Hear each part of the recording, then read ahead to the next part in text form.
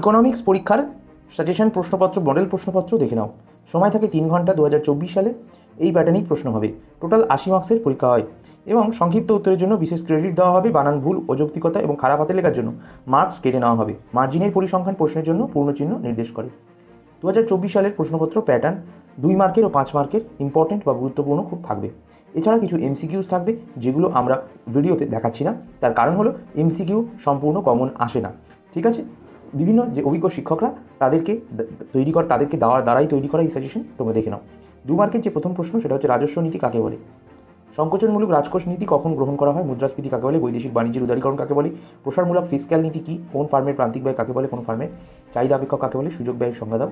প্রান্তিক রেভিনিউ কী। নগদ জমার অনুপাত কাকে বলে। চলতি খাতে ভারতীয় টাকা রূপান্তর যোগ্যতা বলতে কী বোঝো। গ্রিফেন দ্রব্যের সংজ্ঞা দাও। ভোগ উদ্বৃত্ত কী। চাহিদার দামগত স্থিতিস্থাপকতার সংজ্ঞা দাও। বাজারের দাম স্থির থাকলে কার্যের প্রান্তিক ও গড় রেভিনিউয়ের মধ্যে সম্পর্ক কী। রাজস্ব নীতি বলতে কী বোঝো। চাহিদা সূত্রটি বিবৃত করো। কোনো দ্রব্যের চাহিদা বলতে কী বোঝায়। গ্রিফেন দ্রব্যের সংজ্ঞা দাও।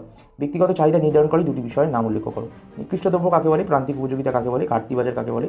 স্থির ব্যয় ও পরিবর্তনশীল ব্যয়ের মধ্যে পার্থক্য কী। ভারসাম্য বাজেট গুণক কাকে বলে। মুদ্রাস্ফীতি নিয়ন্ত্রণের জন্য দুটি রাজস্ব সংক্রান্ত নীতি উল্লেখ করো। গিনি সহগ কাকে বলে। প্রসারের দুটি অসুবিধা লেখো। চাহিদার পরিবর্তনে বলতে কী বোঝো। দরিদ্র রেখা কী।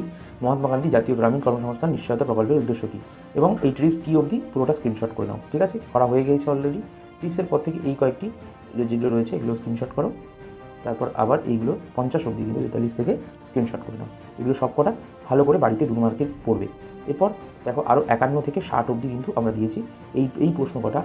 নরসিংহম কমিটি দুটি সুপারিশ, ঠিক আছে, সমতার বাজেট, প্রসারমূলক রাজকোষ নীতি, লরেন্স রেখা, দাম পরিবর্তনশীল হলে এআর ও এমআর মধ্যে সম্পর্ক চিত্র সহ ব্যাখ্যা করো। ঘাটতি বাজেট বলতে কী বোঝায়। সরকারি ব্যয়ের গুণক কাকে বলে। এগুলো সব কিন্তু করে নাও। এরপর বলি বন্ধুরা 5 মার্কস কোশ্চেন, অর্থাৎ 5 মানের কী কী প্রশ্ন আসবে। 5 মানের প্রথম প্রশ্ন এখানে রয়েছে, স্ক্রিনশট করে নাও। এরপর 2 থেকে পুরো 9 অবধি রয়েছে, দিয়ে দিয়েছি। এই 2 থেকে 9 অবধি যে কটা প্রশ্ন রয়েছে সব কটা ভালো করে স্ক্রিনশট করে নাও অথবা লিখে নাও। ঠিক আছে, এগুলো বড় প্রশ্ন, অর্থাৎ 5 মানের জন্য খুব গুরুত্বপূর্ণ। এরপর 10 থেকে 16 অবধি দেখো আমরা সুন্দর করে সাজিয়ে দিয়েছি এই হুবহু কমন প্রশ্নপত্র। এটা কিন্তু অবশ্যই 2024 সালে এরকম প্যাটার্নে এরকম মডেলের প্রশ্ন আসবে। ঠিক আছে, যদি তোমরা এগুলো প্র্যাকটিস করে যাও তাহলে পরীক্ষার খাতায় লেখার ক্ষেত্রে কোনো অসুবিধা হবে না। 17, 18, 19 এগুলো রয়েছে। ঠিক আছে, এরপর 20, 21, 22, 26 অবধি রয়েছে। দেখো আরও রয়েছে 27, 28, 29, 30, এই চারটেও রয়েছে।